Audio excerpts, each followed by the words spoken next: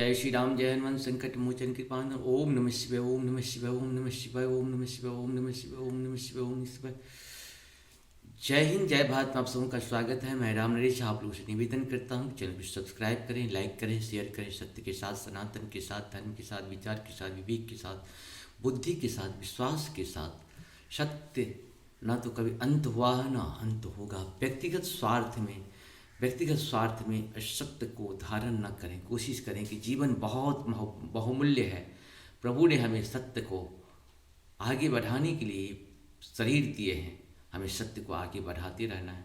आज हम शुरू करते हैं शिव महापुराण के रुद्र संहिता का 52वां 52 एपिसोड भाग कहिए। हम तो एपिसोड अपने हिसाब से बनाए हुए हैं, क्योंकि जैसे जैसे बुद्धि होती जाती है, ज्ञान बढ़ता जाता है, काम भी उसी हिसाब से बढ़ते रहता है। जब हम लोग पहली बार कोई काम करते हैं तो उसका काम और बार बार उसी काम को करते हैं तो उसमें कुछ न कुछ अच्छाई तो आते रहता है। आप सबों को सुनने के लिए बहुत बहुत धन्यवाद है। चैनल को सब्सक्राइब करने, लाइक करने के लिए भी बहुत बहुत धन्यवाद। जय हो श्री हरि। शुरू करते हैं। सूर्यश्रेष्ठ ऐसा कहकर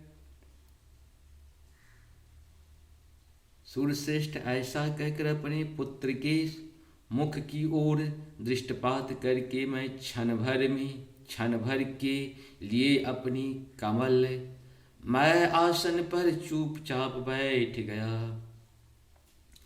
कामदेव के नामों का निर्देश, उसका रति के साथ विवाह तथा कुमारी संध्या का चरित्र, वशिष्ठ मुनि का चंद्रभाग पर्वत पर उसको तपस्या की विधि बताना। ब्रह्मा जी कहते हैं, मुने, तदंतर मेरे अभिप्राय को जानने वाले मरीचि आदि मेरे पुत्र सभी मुनियों ने उस पुरुष का उचित नाम रखा। दक्ष आदि प्रजापति ने उसका मुंह देखते ही परोक्ष के भी सारे वृतांत जानकर उसे रहने के लिए स्थान और पत्नी प्रदान की। मेरे पुत्र मरीचि आदि द्विजनों ने उस पुरुष के नाम निश्चित करके उसमें यह युक्ति युक्त बात कही। ऋषि बोले, तुम जन्म लेते ही हमारे मन को मथने लगे हो, इसीलिए लोग में मनमथ नाम से विख्यात होगे। मनोभव तीनों लोकों में तुम इच्छा अनुसार रूप धारण करने वाले हो। तुम्हारे समान सुंदर दूसरा कोई नहीं है। अतः काम रूप होने के कारण तुम काम नाम से ही विख्यात हो। लोगों को मत बना देने के कारण तुम्हारा एक नाम मदन होगा। तुम बड़े दर्प से उत्पन्न हुए हो, इसीलिए दर्पक कहलाओगे। और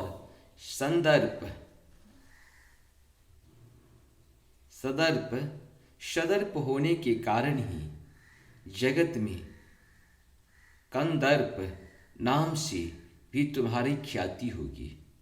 समस्त देवताओं का सम्मिलित बल पराक्रम भी तुम्हारे समान नहीं होगा। अतः सभी स्थानों पर तुम्हारा अधिकार होगा और तुम सर्वव्यापी होगे। जो आदि प्रजापति हैं वे ही ये पुरुषों में श्रेष्ठ दक्ष तुम्हारी इच्छा के अनुरूप पत्नी स्वयं देंगे। वह तुम्हारी कामनी तुमसे अनुराग रखने वाली होगी। ब्रह्मा जी ने कहा, मुने, तदंतर मैं वहां से अदृश्य हो गया। इसके बाद दक्ष मेरी बात का स्मरण करके कंदर्प से बोले, कामदेव, मेरे शरीर से उत्पन्न हुए मेरी यह कन्या सुंदर रूप और उत्तम गुणों से सुशोभित है। इसे तुम अपनी पत्नी बनाने के लिए ग्रहण करो। यह गुणों की दृष्टि से सर्वथा तुम्हारे योग्य है। महातेजस्वी मनोभव, यह सदा तुम्हारे साथ रहने वाली और तुम्हारी रुचि के अनुसार चलने वाली होगी। धर्मतः यह सदा तुम्हारे अधीन रहेगी। ऐसा कहकर दक्ष ने अपने शरीर के पसीने से प्रकट हुए उस कन्या का नाम रति रखकर उसे अपने आगे बैठाया और कंदर्प को संकल्प पूर्वक सौंप दिया। नारद दक्ष की वह पुत्री रति बड़ी रमणीय और मुनियों के मन को भी मोह लेने वाली थी। उसके साथ विवाह करके कामदेव को भी बड़ी प्रसन्नता हुई। अपनी रति नाम सुंदरी स्त्री को देखकर उसके हाव भाव आदि से अनुरंजित हो कामदेव मोहित हो गया। तात उस समय बड़ा भारी उत्सव होने लगा जो सबके सुखों को बढ़ाने वाला था। प्रजापति दक्ष इस बात को सोचकर बड़े प्रसन्न थे कि मेरी पुत्री इस विवाह से सुखी है। कामदेव को भी बड़ा सुख मिला, उसके सारे दुख दूर हो गए। दक्ष कन्या रति भी कामदेव को पाकर बहुत प्रसन्न हुई। जैसे संध्या काल में मनोहारिणी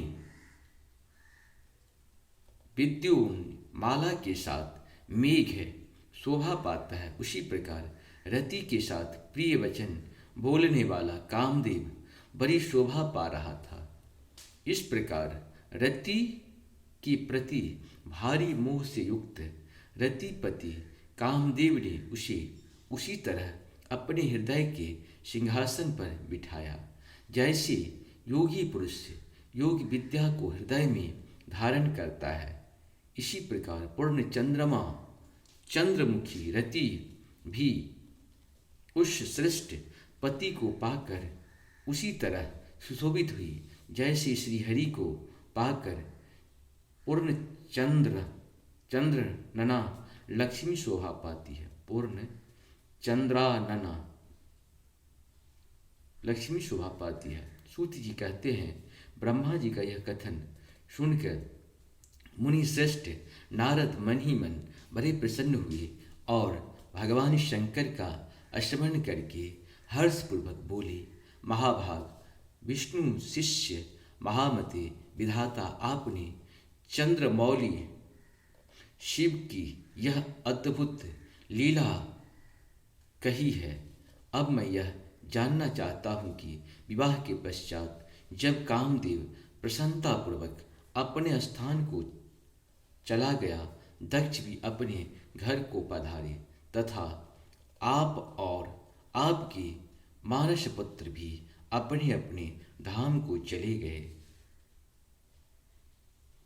तब पितरों को उत्पन्न करने वाली ब्रह्म कुमारी संध्या कहाँ गई, उसने क्या किया और किस पुरुष के साथ उसका विवाह हुआ, संध्या का यह सब चरित्र विशेष रूप से बताइए। ब्रह्मा जी ने कहा, मुने, संध्या का वह सारा शुभ चरित्र सुनो जिसे सुनकर समस्त कामनियां सदा के लिए रति साध्वी हो सकती है। वह संध्या जो पहले मेरी मानस पुत्री थी, तपस्या करके शरीर को त्याग कर मुनिश्रेष्ठ मेधा तिथि को बुद्धिमती पुत्री होकर अरुंधति के नाम से विख्यात हुई। उत्तम व्रत का पालन करके उस देवी ने ब्रह्मा विष्णु और महेश्वर की कहानी से शिष्ट व्रतधारी महात्मा वशिष्ठ को अपना पति चुना। वह सौभाग्य स्वरूप वाली देवी सबकी वंदनीय और पूजनीय श्रेष्ठ पतिव्रता के रूप में विख्यात हुई। नारद जी ने पूछा, भगवान संध्या ने कैसे, किस लिए और कहाँ तप किया, किस प्रकार शरीर त्याग कर वह मेधा तिथि की पुत्री हुई। ब्रह्मा विष्णु और शिव उन तीनों देवताओं के बताए हुए शिष्ट व्रतधारी महात्मा वशिष्ठ को उसने किस तरह अपना पति बनाया। पितामह, यह सब मैं विस्तार के साथ सुनना चाहता हूँ। अरुंधति के इस कौतूहल पूर्ण चरित्र का आप यथार्थ रूप से वर्णन कीजिए। ब्रह्मा जी ने कहा, मुनि, संध्या के मन में एक बार सकाम भाव आ गया था, इसीलिए उस साध्वी ने यह निश्चय किया कि वैदिक मार्ग के अनुसार मैं अग्नि में अपने इस शरीर की आहुति दे दूंगा। आज से इस भूतल पर कोई भी देहधारी उत्पन्न होते ही काम वासना से युक्त न हो। इसके लिए मैं कठोर तपस्या करके मर्यादा स्थापित करूंगा। तरुणा अवस्था से पूर्व किसी पर भी काम का प्रभाव नहीं पड़ेगा, ऐसी सीमा निर्धारित करूंगा। इसके बाद इस जीवन को त्याग दूंगा। मन ही मन ऐसा विचार करके संध्या चंद्रभाग नामक उस श्रेष्ठ पर्वत पर चली गई, जहाँ से चंद्रभागा नदी का प्रादुर्भाव हुआ है। मन में तपस्या का दृढ़ निश्चय ले संध्या को श्रेष्ठ पर्वत पे गई हुई जान मैंने पर्वत पर गई हुई जान मैंने अपने समीप बैठे हुए वेद वेदांगों के पारंगत विद्वान सर्वज्ञ जितात्मा एवं ज्ञान योगी पुत्र वशिष्ठ से कहा, बेटा वशिष्ठ, मनस्विनी संध्या तपस्या की अभिलाषा से चंद्रभाग नामक पर्वत पर गई है। तुम जाओ और उसे विधि पूर्वक दीक्षा दो।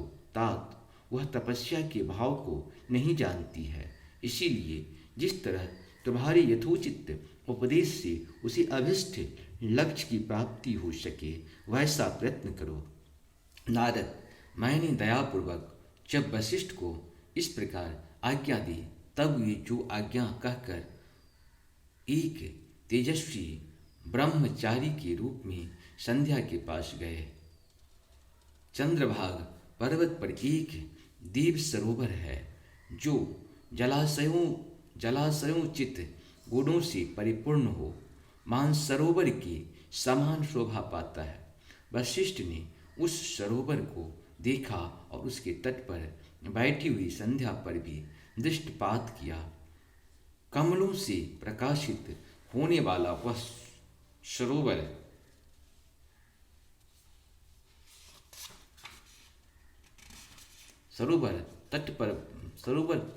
तट पर बैठी हुई संध्या से उपलक्षित हो उसी तरह सुशोभित हो रहा था जैसे प्रदोष काल में उदित हुई चंद्रमा और नक्षत्रों से युक्त आकाश शोभा पाते हैं। सुंदर भाव वाली संध्या को वहां बैठी देख मुनि ने कौतूहल पूर्वक उस बृहल्लोहित नाम वाले सरोवर को अच्छी तरह देखा। उसी प्रकार भूत पर्वत के शिखर से दक्षिण समुद्र की ओर जाती हुई चंद्रभागा नदी का भी उन्होंने दर्शन किया। जैसे गंगा हिमालय से निकलकर समुद्र की ओर जाती है, उसी प्रकार चंद्रमा के पश्चिम शिखर का भेदन करके वह नदी समुद्र की ओर जा रही थी। उस चंद्रभाग पर्वत पर विहल्लोहित सरोवर के किनारे बैठी हुई संध्या को देखकर वशिष्ठ जी ने आदरपूर्वक पूछा। वशिष्ठ जी बोले, भद्रे, तुम इस निर्जन पर्वत पर किस लिए आई हो, किसकी पुत्री हो, तथा तुमने यहाँ क्या करने का विचार किया है? मैं यह सब सुनना चाहता हूँ। यदि छिपाने योग्य बात न हो तो बताओ। महात्मा वशिष्ठ की यह बात सुनकर संध्या ने उन महात्माओं की ओर देखा। वे अपनी तेज से प्रज्वलित अग्नि के समान प्रकाशित हो रहे थे। उन्हें देखकर ऐसा जान पड़ता था मानो ब्रह्मचर्य देह धारण करके आ गया हो। वे मस्तक पर जटा धारण किए बड़ी शोभा पा रहे थे। संध्या ने उन तपोवन तपोधन को आदरपूर्वक प्रणाम करके कहा। संध्या बोली, ब्राह्मण, मैं ब्रह्मा जी की पुत्री हूँ। मेरा नाम संध्या है और मैं तपस्या करने के लिए इस निर्जन पर्वत पर आई हूँ। यदि मुझे उपदेश देना आपको उचित जान पड़े तो आप मुझे तपस्या की विधि बताइए। मैं यही करना चाहती हूँ। दूसरी कोई भी गोपनीय बात नहीं है। मैं तपस्या के भाव को, उसके करने के नियम को बिना जाने ही तपोवन में आ गई हूँ। इसीलिए चिंता से सूखी सूखी जा रही हूँ और मेरा हृदय कांपता है। संध्या की बात सुनकर ब्रह्मवेताओं में श्रेष्ठ वशिष्ठ जी ने, जो स्वयं सारे कार्यों के ज्ञाता थे, उससे दूसरी कोई बात नहीं पूछी। वह मन ही मन तपस्या का निश्चय कर चुकी थी और उसके लिए अत्यंत उद्यमशील थी। उस समय वशिष्ठ ने मन से भक्त वत्सल भगवान शंकर का स्मरण करके इस प्रकार कहा। वशिष्ठ जी ने बोले, सुभा नने, जो सबसे महान और उत्कृष्ट तेज है, जो उत्तम और महान तप है तथा जो सबके परमार्थ परमात्मा है, उन भगवान शंभु को तुम हृदय से धारण करो, जो अकेले ही धर्म, अर्थ, काम और मोक्ष के आदि कारण हैं।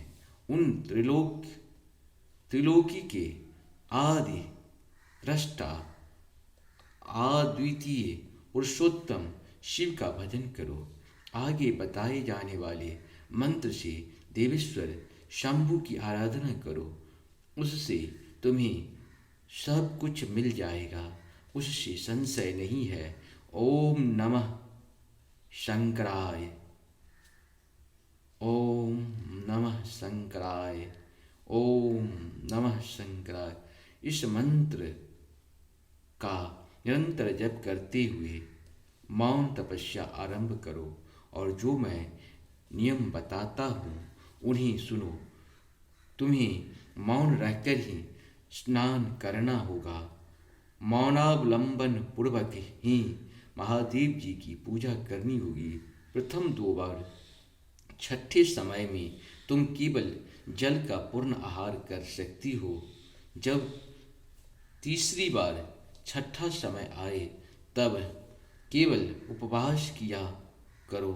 इस तरह तपस्या की समाप्ति तक छठे काल में जलाहार एवं उपवास की क्रिया होती रहेगी। देवी, इस प्रकार की जाने वाली मौन तपस्या ब्रह्मचर्य का फल देने वाली तथा संपूर्ण अभिष्ट मनोरथों को पूर्ण करने वाली होती है। यह सत्य है, इसमें संशय नहीं है। अपने चित्त में ऐसा शुभ उद्देश्य लेकर इच्छा अनुसार शंकर जी का चिंतन करो। वे प्रसन्न होकर तुम्हें अवश्य ही अभिष्ट फल प्रदान करेंगे। इस तरह संध्या को तपस्या करने की विधि का उपदेश दे मुनिवर वशिष्ठ यथोचित रूप से उससे विदा लिए वही अंतर ध्यान हो गए। इस प्रकार से हम लोगों का इसमें अध्याय 3 से 5 तक लिखा हुआ है। आप सबों को धन्यवाद, बहुत बहुत धन्यवाद। जय हो श्री हरि, जय हो श्री हरि। नमस्कार।